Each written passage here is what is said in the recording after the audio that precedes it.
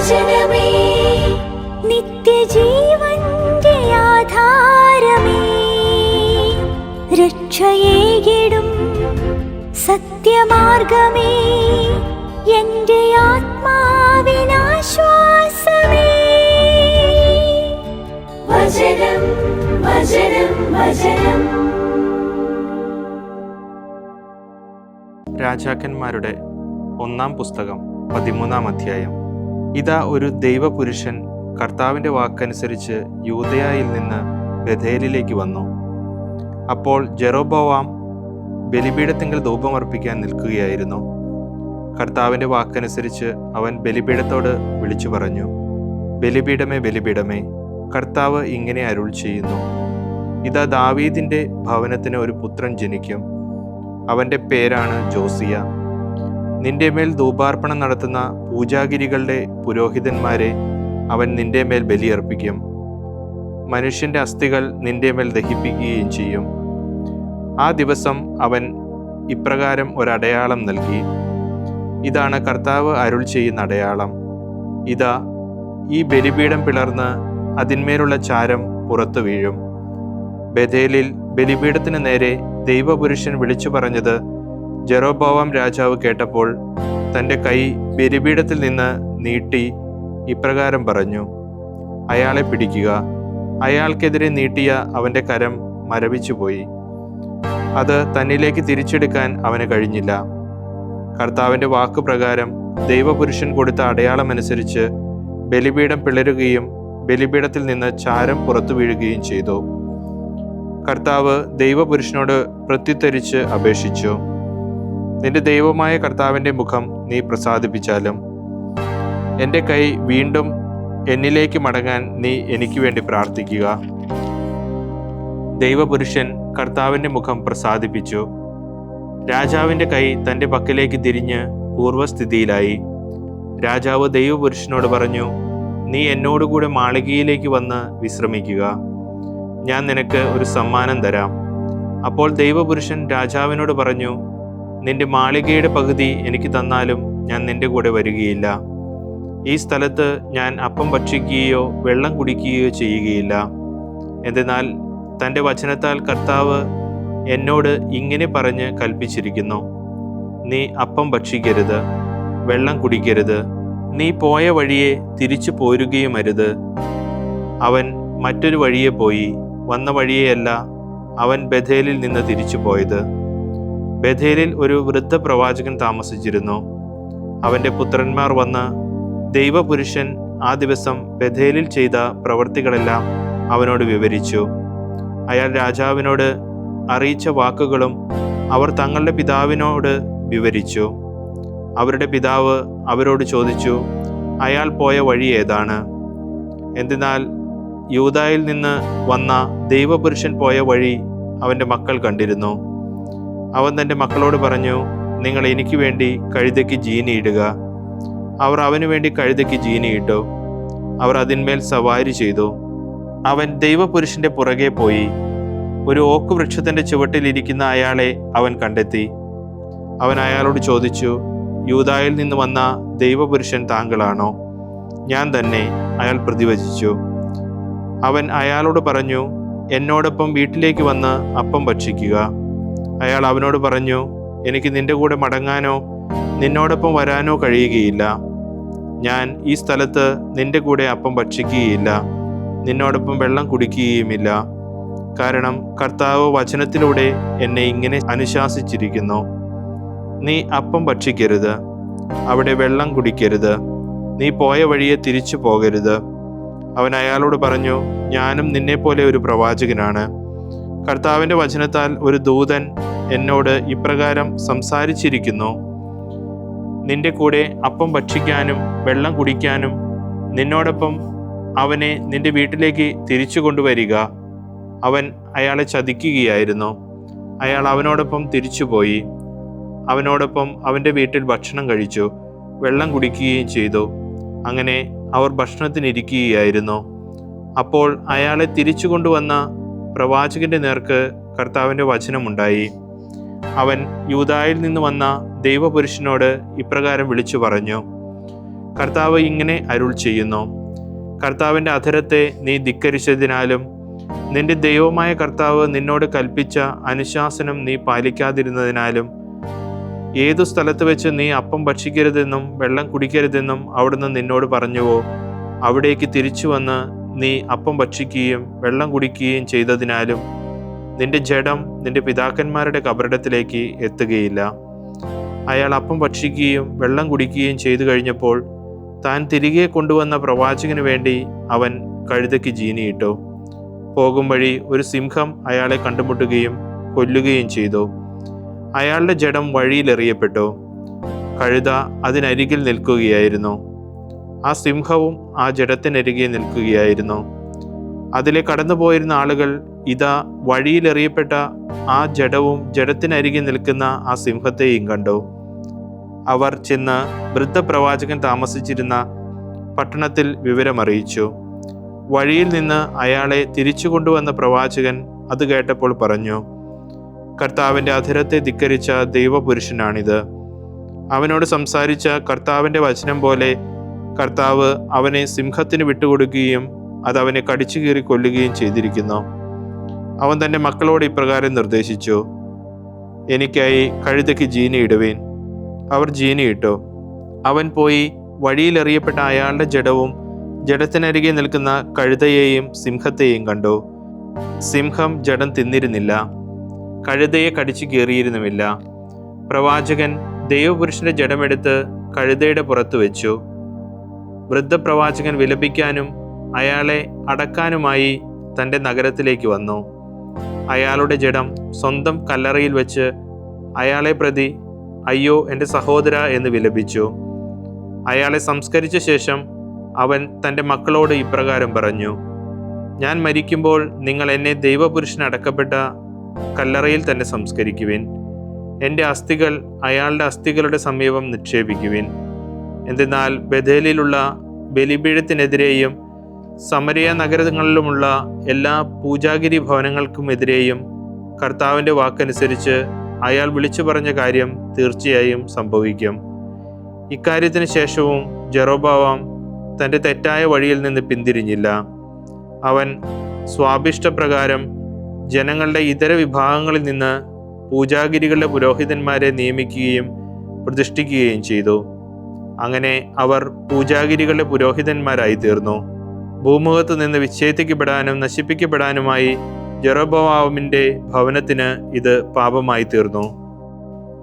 രാജാക്കന്മാരുടെ 1-ാം പുസ്തകം 14-ാം അധ്യായം. അക്കാലത്ത് ജെറൊബോവാമിൻ്റെ മകൻ അബിയ രോഗിയായി. ജെറൊബോവാം തൻ്റെ ഭാര്യയോട് പറഞ്ഞു: നീ എഴുന്നേറ്റ് ജെറൊബോവാമിൻ്റെ ഭാര്യയാണെന്ന് ആരും അറിയാത്ത വിധം വേഷം മാറി ഷീലോയിലേക്ക് പോവുക. ഈ ജനത്തിന് രാജാവ് എന്ന് എന്നെക്കുറിച്ച് പ്രസ്താവിച്ച അഹിയ പ്രവാചകൻ അതാ അവിടെയുണ്ട്. 10 അപ്പവും അടകളും 1 കുപ്പി തേനും നിന്റെ കയ്യിലെടുത്ത് നീ അവൻ്റെ അടുക്കൽ ചെല്ലുക. കുട്ടിക്ക് എന്ത് സംഭവിക്കുമെന്ന് അവൻ നിന്നോട് പറയും. ജെറൊബോവാമിൻ്റെ ഭാര്യ അങ്ങനെ ചെയ്തു.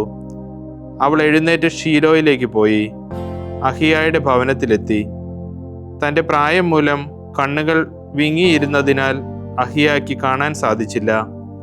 കർത്താവ് അഹിയായോട് അരുൾ ചെയ്തു: ഇതാ ജെറൊബോവാമിൻ്റെ ഭാര്യ തൻ്റെ പുത്രനെക്കുറിച്ചുള്ള കാര്യം നിന്നിൽ നിന്ന് അന്വേഷിക്കാൻ വരുന്നു.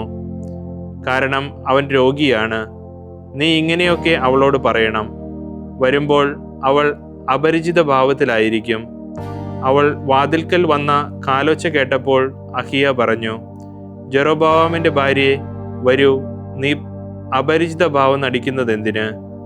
ഞാൻ കഠിനനായാണ് നിന്റെ പക്കലേക്ക് അയക്കപ്പെട്ടിരിക്കുന്നത്.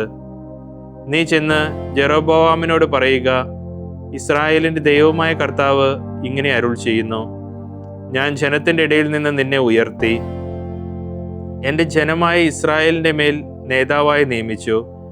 ദാവീദിൻ്റെ ഭവനത്തിൽ നിന്ന് രാജ്യം ചീന്തിയെടുത്ത് ഞാൻ നിനക്ക് തന്നു. നീയാകട്ടെ എൻ്റെ കൽപ്പനകൾ പാലിക്കുകയും എൻ്റെ ദൃഷ്ടികളിൽ ശരിയായത് മാത്രം ചെയ്യാൻ പൂർണ്ണ ഹൃദയത്തോടെ എന്നെ അനുഗമിക്കുകയും ചെയ്ത എൻ്റെ ദാസൻ ദാവീദിനെ പോലെ ആയിരുന്നില്ല. മാത്രമല്ല, നീ നിനക്ക് മുമ്പുണ്ടായിരുന്ന എല്ലാവരെയും കൂടുതൽ തിന്മ പ്രവർത്തിച്ചു. എന്നെ പ്രകോപിപ്പിക്കുന്നതിനായി നീ പോയി നിനക്കായി മറ്റു ദേവന്മാരെയും വാർപ്പ് വിഗ്രഹങ്ങളും ഉണ്ടാക്കുകയും നിന്റെ പിന്നിലേക്ക് എന്നെ വലിച്ചെറിയുകയും ചെയ്തു. അതുകൊണ്ട് ജെറൊബോവാമിൻ്റെ കുടുംബത്തിന് ഞാനിതാ തിന്മ വരുത്തുന്നു. ഇസ്രായേലിൽ ജെറൊബോവാമിൻ്റെ അടിമയും സ്വതന്ത്രനുമായ ഓരോ പുരുഷനെയും ഞാൻ നശിപ്പിക്കും. മാലിന്യം കത്തിച്ചു കളയുന്നത് പോലെ ജെറൊബോവാമിൻ്റെ കുടുംബത്തിലുള്ളവ ഞാൻ പൂർണ്ണമായി കത്തിക്കും. നഗരത്തിൽ വെച്ച് മരിക്കുന്ന ജെറൊബോവാമിൻ്റെ ബന്ധുവിനെ നായ്ക്കൾ ഭക്ഷിക്കും. വയലിൽ വെച്ച് മരിക്കുന്നവനെ ആകാശത്തിലെ പറവകളും ഭക്ഷിക്കും. എന്തെന്നാൽ കർത്താവ് സംസാരിച്ചിരിക്കുന്നു, നീ എഴുന്നേറ്റ് നിന്റെ വീട്ടിൽ പോവുക. നീ പട്ടണത്തിൽ കാൽ കുത്തുമ്പോൾ കുട്ടി മരിക്കും. ഇസ്രായേൽ മുഴുവൻ അവനു വേണ്ടി വിലപിക്കുകയും അവനെ അടക്കുകയും ചെയ്യും. ജെറൊബോവാമിൻ്റെ സ്വന്തക്കാരിൽ അവൻ മാത്രമേ കല്ലറയിൽ എത്തുകയുള്ളൂ. കാരണം ജെറൊബോവാമിൻ്റെ കുടുംബത്തിൽ അവനിൽ മാത്രമാണ് ഇസ്രായേലിൻ്റെ ദൈവമായ കർത്താവിന് പ്രീതികരമായ കാര്യം കണ്ടെത്തിയത്. കർത്താവ് ഇസ്രായേലിൻ്റെ മേൽ തനിക്കായി ഒരു രാജാവിനെ ഉയർത്തും. അവൻ ജെറൊബോവാമിൻ്റെ ഭവനത്തെ ഉന്മൂലനം ചെയ്യും. ഇതാണ് ആ ദിവസം. അത് ഇപ്പോൾ തന്നെയല്ലേ? ഇസ്രായേൽ അശേരാകളെ ഉണ്ടാക്കി കർത്താവിനെ പ്രകോപിപ്പിച്ചതിനാൽ വെള്ളത്തിൽ ഞാങ്ങണ ആടുന്നത് പോലെ അവിടുന്ന് ഇസ്രായേലിനെ അടിക്കും.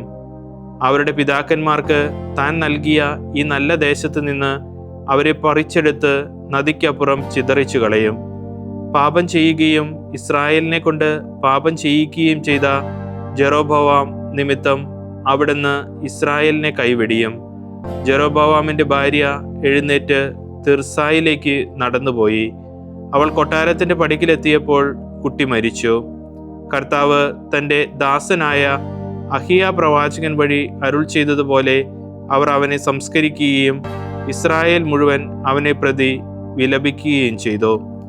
ജെറൊബോവാമിൻ്റെ പ്രവൃത്തികളുടെ ശിഷ്ടഭാഗവും, അതായത് അവൻ യുദ്ധം ചെയ്തതും അവൻ ഭരിച്ചതും ഇസ്രായേൽ രാജാക്കന്മാരുടെ ദിനവൃത്താന്ത പുസ്തകത്തിൽ എഴുതപ്പെട്ടിട്ടുണ്ടല്ലോ.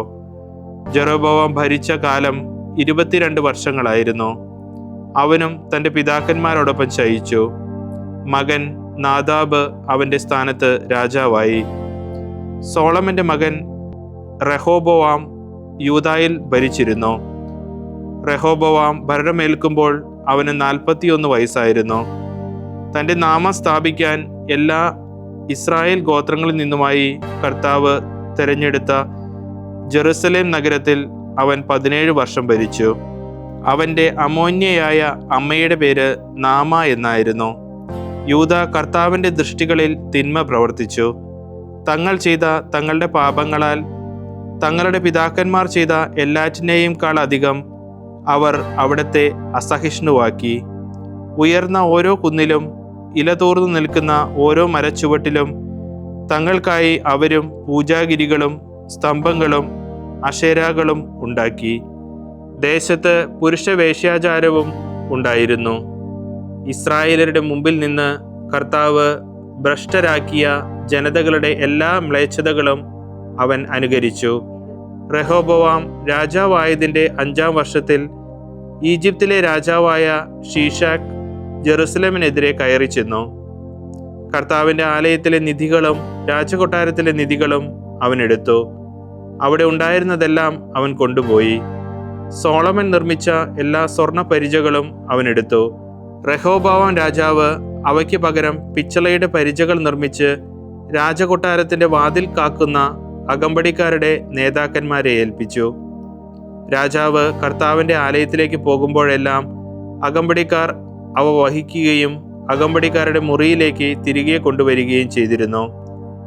റെഹോബോവാമിൻ്റെ പ്രവൃത്തികളുടെ ശിഷ്ടഭാഗവും അവൻ ചെയ്തവ ഓരോന്നും യൂദാ രാജാക്കന്മാരുടെ ദിനവൃത്താന്ത പുസ്തകത്തിൽ എഴുതപ്പെട്ടിട്ടില്ലേ? റെഹോബോവാമിനും ജെറൊബോവാമിനുമിടയിൽ എക്കാലവും യുദ്ധമുണ്ടായിരുന്നു. റെഹോബോവാം തൻ്റെ പിതാക്കന്മാരോടുകൂടി ശയിച്ചു. ദാവീദിന്റെ നഗരത്തിൽ തൻ്റെ പിതാക്കന്മാരോടുകൂടി സംസ്കരിക്കപ്പെട്ടു. അവൻ്റെ അമോന്യയായ അമ്മയുടെ പേര് നാമ എന്നായിരുന്നു. അവൻ്റെ സ്ഥാനത്ത് മകൻ അബിയാം രാജാവായി. യേശയ്യാ പ്രവാചകന്റെ പുസ്തകം 10-ാം അധ്യായം. തിന്മയുടെ ചട്ടങ്ങൾ കുറിക്കുന്നവർക്കും അന്യായ നിയമങ്ങൾ എഴുതിയ എഴുത്തുകാർക്കും ദുരിതം. പാവപ്പെട്ടവന് നീതി നിഷേധിക്കുന്നതിനും എൻ്റെ ജനത്തിലെ എളിയവൻ്റെ ന്യായം കവർന്നെടുക്കുന്നതിനും വിധവകളെ തങ്ങളുടെ കൊള്ളവസ്തു ആക്കുന്നതിനും വേണ്ടിയല്ലേ അനാഥരെ അവർ ചൂഷണം ചെയ്യുന്നത്? ശിക്ഷാവിധിയുടെ ദിനത്തിൽ വിദൂരത്ത് നിന്ന് വരുന്ന നാശത്തിൽ നിങ്ങൾ എന്തു ചെയ്യും? ആരുടെ അടുത്തേക്ക് നിങ്ങൾ സഹായത്തിന് വേണ്ടി ഓടും? നിങ്ങളുടെ സമ്പത്ത് നിങ്ങൾ എവിടെ സൂക്ഷിക്കും? ബന്ധിതരെ പോലെ കുനിയുകയും വധിക്കപ്പെട്ടവരെ പോലെ വീഴുകയുമല്ലാതെ ഒരു മാർഗവുമില്ല. ഇതെല്ലാമായിട്ടും അവിടുത്തെ കോപം ശമിച്ചില്ല. അവിടുത്തെ കരം ഇപ്പോഴും ഉയർന്നു നിൽക്കുന്നു. എൻ്റെ കോപത്തിൻ്റെ ദണ്ഡായ അസീറിയ, അവരുടെ കയ്യിലെ വടി എൻ്റെ ക്രോധമാണ്. നാസ്തികരായ ഒരു ജനതയ്ക്കെതിരെ ഞാൻ അവനെ അയക്കും. എൻ്റെ കോപത്തിന് പാത്രമായ ജനത്തിനെതിരെ കൊള്ളയടിക്കാനും കവർച്ച വസ്തു തട്ടിയെടുക്കാനും തെരുവുകളിലെ ചെടി പോലെ അവരെ ചവിട്ടിത്തേക്കാനും ഞാൻ അവന് കൽപ്പന നൽകും. എന്നാൽ അവൻ അങ്ങനെ ചിന്തിക്കുന്നില്ല. അവൻ്റെ ഹൃദയത്തിൽ അങ്ങനെ വിചാരിക്കുന്നില്ല. മറിച്ച് നശിപ്പിക്കുന്നതിനെക്കുറിച്ചാണ്, അനേക ജനതകളെ വിച്ഛേദിക്കുന്നതിനെക്കുറിച്ചാണ് അവൻ തൻ്റെ ഹൃദയത്തിൽ ചിന്തിക്കുന്നത്. അവൻ ചോദിക്കുന്നു, എൻ്റെ സൈന്യാധിപന്മാരെല്ലാം രാജാക്കന്മാരല്ലേ? കാർക്കെമിഷു പോലെയല്ലേ കൽനോ? ആർപ്പാദ് പോലെയല്ലേ ഹാമാത്ത്? ദമാസ്കസ് പോലെയല്ലേ സമറിയ? ജെറുസലേമിൻ്റെയും സമറിയായുടെയും വിഗ്രഹങ്ങളെക്കാൾ കൂടുതൽ വിഗ്രഹങ്ങളോട് കൂടിയ രാജ്യങ്ങളിൽ എൻ്റെ കരം എത്തിയിരിക്കെ സമറിയായോടും അതിൻ്റെ വിഗ്രഹങ്ങളോടും ഞാൻ ചെയ്തതുപോലെ ജെറുസലേമിനോടും അതിൻ്റെ വിഗ്രഹങ്ങളോടും ഞാൻ ചെയ്യേണ്ടതല്ലേ? നാഥൻ സിയോൻ പർവ്വതത്തിലും ജെറുസലേമിലും തൻ്റെ എല്ലാ പ്രവൃത്തികളും ചെയ്തു കഴിയുമ്പോൾ അസീറിയ രാജാവിൻ്റെ ഹൃദയാഹങ്കാരത്തിൻ്റെ ഫലത്തെയും അവൻ്റെ കണ്ണുകളുടെ ഗർവിഷ്ഠഭാവത്തിൻ്റെ ഔന്നത്യത്തെയും അവിടുന്ന് ശിക്ഷിക്കും. എന്തെന്നാൽ അവൻ പറയുന്നു, ഞാൻ ഗ്രഹണശക്തി ഉള്ളവനാകയാൽ എൻ്റെ കരബലവും ജ്ഞാനവും കൊണ്ടാണ് ഞാനിത് ചെയ്തത്. ജനതകളുടെ അതിർത്തികൾ ഞാൻ നീക്കം ചെയ്യുകയും അവരുടെ നിക്ഷേപങ്ങൾ കൊള്ളയടിക്കുകയും ചെയ്തു. സിംഹാസനസ്ഥരെ ഞാൻ കരുത്തനെ പോലെ താഴെ ഇറക്കി. പക്ഷിയുടെ കൂടെന്ന പോലെ ജനതകളുടെ സമ്പത്ത് എൻ്റെ കരം കണ്ടെത്തി. ഉപേക്ഷിക്കപ്പെട്ട മുട്ടകൾ ശേഖരിക്കുന്നത് പോലെ ഭൂമിയിലെ സമ്പത്ത് മുഴുവൻ ഞാൻ ശേഖരിച്ചു. ചിറക് അനക്കാനോ വായ് തുറക്കാനോ ചിലയ്ക്കാനോ ആരും ഉണ്ടായിരുന്നില്ല. വെട്ടുകാരനോട് കോടാലി വമ്പ് പറയുമോ? അറക്കുന്നവനോട് വാൾ വീമ്പടിക്കുമോ? ദണ്ട് അത് ഉയർത്തുന്നവനെ നിയന്ത്രിക്കുന്നത് പോലെയും ഊന്നുവടി മരമല്ലാത്ത അവനെ ഉയർത്തുന്നത് പോലെയുമാണത്. അതിനാൽ സൈന്യങ്ങളുടെ കർത്താവായ നാഥൻ കൊഴുത്തവരുടെ മേൽ ക്ഷാമം അയക്കും. അവൻ്റെ കരുത്തിനടിയിൽ അഗ്നിജ്വാല പോലെ ഒരു ദാഹക ശക്തി ജ്വലിക്കും. ഇസ്രായേലിൻ്റെ പ്രകാശം അഗ്നിയായും അവൻ്റെ പരിശുദ്ധനായവൻ ഒരു ജ്വാലയായും മാറും. അത് ജ്വലിച്ച് ഒറ്റ ദിവസം കൊണ്ട് അവൻ്റെ മുള്ളും മുൾച്ചെടികളും ദഹിപ്പിച്ചു കളയും. അവൻ്റെ വനത്തിൻ്റെയും വിളവ് നിലങ്ങളുടെയും പ്രഭാവം ആത്മാവ് മുതൽ ശരീരം വരെ അവിടുന്ന് നശിപ്പിക്കും. അത് രോഗി ക്ഷയിക്കുന്നത് പോലെയായിരിക്കും. അവൻ്റെ വനത്തിലെ വൃക്ഷങ്ങളിൽ അവശേഷിക്കുന്നവയുടെ എണ്ണം ഒരു ബാലൻ രേഖപ്പെടുത്തും. ഇസ്രായേലിൽ അവശേഷിക്കുന്നവരും യാക്കോബിൻ്റെ ഭവനത്തിൽ ജീവിച്ചിരിക്കുന്നവരും തങ്ങളെ പ്രഹരിച്ചവനിൽ അന്ന് ആശ്രയിക്കുകയില്ല. മറിച്ച് അവർ ഉറപ്പോടെ ഇസ്രായേലിൻ്റെ പരിശുദ്ധനായ കർത്താവിൽ ശരണം വയ്ക്കും. ഒരു ശിഷ്ടഭാഗം, യാക്കോബിൻ്റെ ശിഷ്ടഭാഗം ശക്തനായ ദൈവത്തെങ്കിലേക്ക് തിരിയും. ഇസ്രായേലെ, നിന്റെ ജനം കടലിലെ മണൽത്തരി പോലെയാണെങ്കിലും ഒരു ശിഷ്ടഭാഗമേ അവനിലേക്ക് തിരികെ വരികയുള്ളൂ. നീതി കവിഞ്ഞൊഴുകുന്ന വിനാശം നിശ്ചയിക്കപ്പെട്ടിരിക്കുന്നു. കാരണം സൈന്യങ്ങളുടെ കർത്താവായ നാഥൻ ഭൂമി മുഴുവൻ്റെയും മധ്യേ വിനാശം വരുത്താൻ നിശ്ചയിച്ചിരിക്കുന്നു. അതിനാൽ സൈന്യങ്ങളുടെ കർത്താവായ നാഥൻ അരുൾ ചെയ്യുന്നു, സിയോനിൽ വസിക്കുന്ന എൻ്റെ ജനമേ, ഈജിപ്തുകാരെ പോലെ അസറിയാക്കാർ നിങ്ങളെ വടികൊണ്ട് പ്രഹരിക്കുകയും നിങ്ങൾക്കെതിരെ ദണ്ഡ് ഉയർത്തുകയും ചെയ്യുമ്പോൾ ഭയപ്പെടരുത്. എന്തെന്നാൽ ഇനിയും അല്പസമയത്തിനുള്ളിൽ രോഷം ശമിക്കുകയും എൻ്റെ ക്രോധം അവരുടെ വിനാശത്തിനുള്ളതാവുകയും ചെയ്യും. സൈന്യങ്ങളുടെ കർത്താവ് ഓറബിലെ പാറയ്ക്കടുത്ത് വെച്ച് മിദിയാനെ പ്രഹരിച്ചതുപോലെ അവരെ പ്രഹരിക്കും. ഈജിപ്തിൽ ചെയ്തതുപോലെ അവിടുന്ന് സമുദ്രത്തിനുമേൽ തൻ്റെ ദണ്ഡ് ഉയർത്തിപ്പിടിക്കും. ആ ദിനത്തിൽ ഇപ്രകാരം സംഭവിക്കും: അവൻ്റെ ഭാരം നിന്റെ തോളിൽ നിന്ന് നീങ്ങുകയും നിന്റെ കഴുത്തിൻ്റെ പുഷ്ടി നിമിത്തം അവൻ്റെ നുകം തകരുകയും ചെയ്യും. അവൻ അയ്യാത്തിലെത്തി മിഗ്രോണിലൂടെ കടന്ന് മിക്മാഷിൽ തൻ്റെ സാമഗ്രികൾ സൂക്ഷിക്കും. അവൻ തോട് കടന്ന് ഗെബയാണ് അവൻ്റെ രാത്രി താവളം. റാമ വിറകൊണ്ടു, ഗിബയത്ത് സാവൂൾ പലായനം ചെയ്തു. ഗാലിം പുത്രി, നിന്റെ ശബ്ദമുയർത്തുക. ലയീഷ, ശ്രദ്ധിക്കുക. അനാത്തോത്തെ, മറുപടി പറയുക. മാദ്മെന പലായനം ചെയ്തു. ഗബീം നിവാസികൾ സ്വയം സുരക്ഷിതരാക്കി. ഈ ദിനം തന്നെ നോബിൽ നിന്ന് സിയോൻ പുത്രിയുടെ മലയുടെ നേരെ, ജെറുസലേം കുന്നിന് നേരെ അവൻ കൈ വീശും. ഇതാ, സൈന്യങ്ങളുടെ കർത്താവായ നാഥൻ വൃക്ഷശാഖകളെ ഭയാനകമായി മുറിക്കും. ഉന്നത ശീർഷരെ അവിടുന്ന് വെട്ടിവീഴ്ത്തും, ഉയർന്നവയെ താഴ്ത്തുകയും ചെയ്യും. വനത്തിലെ നിബിഡ ഭാഗങ്ങളെ അവിടുന്ന് കോടാലി കൊണ്ട് വെട്ടിവീഴ്ത്തും. ശക്തനാൽ ലെബനോൻ നിലംപതിക്കും. വിശുദ്ധ യോഹന്നാൻ എഴുതിയ സുവിശേഷം 9-ാം അധ്യായം. അവൻ കടന്നു പോകുമ്പോൾ ജന്മന അന്ധനായ ഒരുവനെ കണ്ടു. ശിഷ്യന്മാർ യേശുവിനോട് ചോദിച്ചു, റബ്ബി, ഇവൻ അന്ധനായി ജനിക്കാൻ ആരു പാപം ചെയ്തു, ഇവനോ ഇവൻ്റെ മാതാപിതാക്കന്മാരോ? യേശു മറുപടി പറഞ്ഞു, ഇവനോ ഇവൻ്റെ മാതാപിതാക്കന്മാരോ പാപം ചെയ്തിട്ടല്ല, പ്രത്യുത ദൈവത്തിൻ്റെ പ്രവൃത്തികൾ ഇവനിൽ പ്രകടമാകേണ്ടതിനാണ്. പകലായിരിക്കുവോളം എന്നെ അയച്ചവൻ്റെ പ്രവൃത്തികൾ നാം ചെയ്യേണ്ടിയിരിക്കുന്നു. ആർക്കും ജോലി ചെയ്യാൻ കഴിയാത്ത രാത്രി വരുന്നു. ലോകത്തിലായിരിക്കുമ്പോൾ ഞാൻ ലോകത്തിൻ്റെ പ്രകാശമാണ്. ഇത് പറഞ്ഞിട്ട് അവൻ നിലത്തു തുപ്പി. തുപ്പൽ കൊണ്ട് ചെളിയുണ്ടാക്കി അവൻ്റെ കണ്ണുകളിൽ പൂശിയിട്ട് അവനോട് പറഞ്ഞു, നീ പോയി സീലോഹ, അയക്കപ്പെട്ടവൻ എന്നർത്ഥം, കുളത്തിൽ കഴുകുക. അവൻ പോയി കഴുകി കാഴ്ചയുള്ളവനായി തിരിച്ചു വന്നു. അയൽക്കാരും അവനെ മുമ്പ് യാചകരായി കണ്ടിട്ടുള്ളവരും പറഞ്ഞു, ഇവൻ തന്നെയല്ലേ അവിടെ ഇരുന്ന് ഭിക്ഷ യാചിച്ചിരുന്നത്? ചിലർ പറഞ്ഞു, ഇവൻ തന്നെ. മറ്റു ചിലർ പറഞ്ഞു, അല്ല, ഇവൻ അവനെപ്പോലെ ഇരിക്കുന്നു. എന്നാൽ അവൻ പറഞ്ഞു, ഞാൻ തന്നെയാണ്. അപ്പോൾ അവർ അവനോട് ചോദിച്ചു, എങ്ങനെയാണ് നിന്റെ കണ്ണുകൾ തുറക്കപ്പെട്ടത്? അവൻ മറുപടി പറഞ്ഞു, യേശു എന്നു പേരുള്ള മനുഷ്യൻ ചെളിയുണ്ടാക്കി എൻ്റെ കണ്ണുകളിൽ പുരട്ടി. സിലോഹായിൽ പോയി കഴുകുക എന്ന് പറഞ്ഞു. ഞാൻ പോയി കഴുകി, എനിക്ക് കാഴ്ച ലഭിച്ചു. അവൻ അവനോട് ചോദിച്ചു, അവൻ എവിടെ? എനിക്കറിഞ്ഞുകൂടാ. അവൻ പറഞ്ഞു, മുമ്പ് അന്ധനായിരുന്ന അവനെ അവർ ഫരിസയരുടെ അടുത്ത് കൊണ്ടുചെന്നു. യേശു ചളിയുണ്ടാക്കി അവൻ്റെ കണ്ണുകൾ തുറന്നത് ഒരു സാബത്ത് ദിവസമായിരുന്നു. അതുകൊണ്ട് വീണ്ടും ഫരിസയർ അവനോട് എങ്ങനെ അവന് കാഴ്ച ലഭിച്ചു എന്ന് ചോദിച്ചു. അവൻ അവരോട് പറഞ്ഞു, അവൻ എൻ്റെ കണ്ണുകളിൽ ചെളി പുരട്ടി, ഞാൻ കഴുകി, ഞാൻ കാണുകയും ചെയ്യുന്നു. അപ്പോൾ ഫരിസയരിൽ ചിലർ പറഞ്ഞു, ഈ മനുഷ്യൻ ദൈവത്തിൽ നിന്ന് ഉള്ളവനല്ല, കാരണം അവൻ സാബത്ത് ആചരിക്കുന്നില്ല. എന്നാൽ മറ്റുള്ളവർ പറഞ്ഞു, പാപിയായ ഒരു മനുഷ്യന് എങ്ങനെ ഇത്തരം അടയാളങ്ങൾ പ്രവർത്തിക്കാൻ കഴിയും? അങ്ങനെ അവരുടെ ഇടയിൽ ഭിന്നതയുണ്ടായി.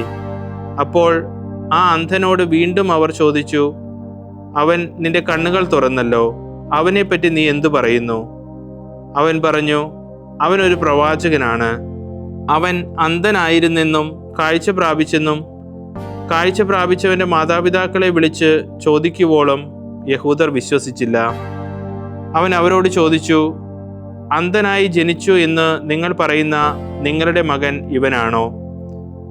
ആണെങ്കിൽ എങ്ങനെയാണ് അവനിപ്പോൾ കാണുന്നത്?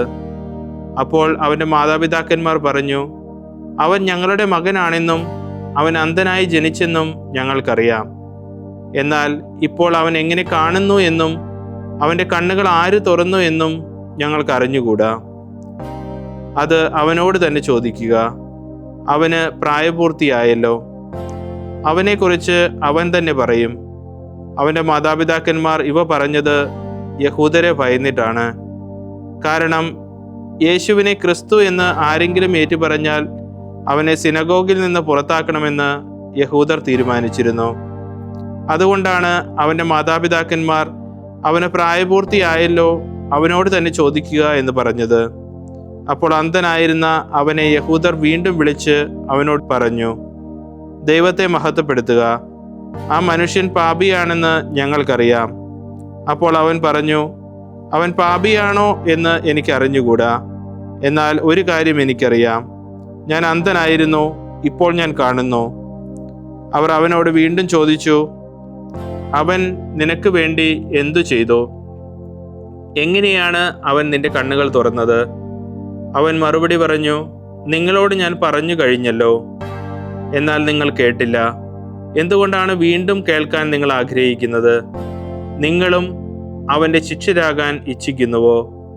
അവനെ ശകാരിച്ചുകൊണ്ട് അവർ പറഞ്ഞു, നീയാണ് അവൻ്റെ ശിഷ്യൻ, ഞങ്ങളാകട്ടെ മോശയുടെ ശിഷ്യന്മാരാണ്.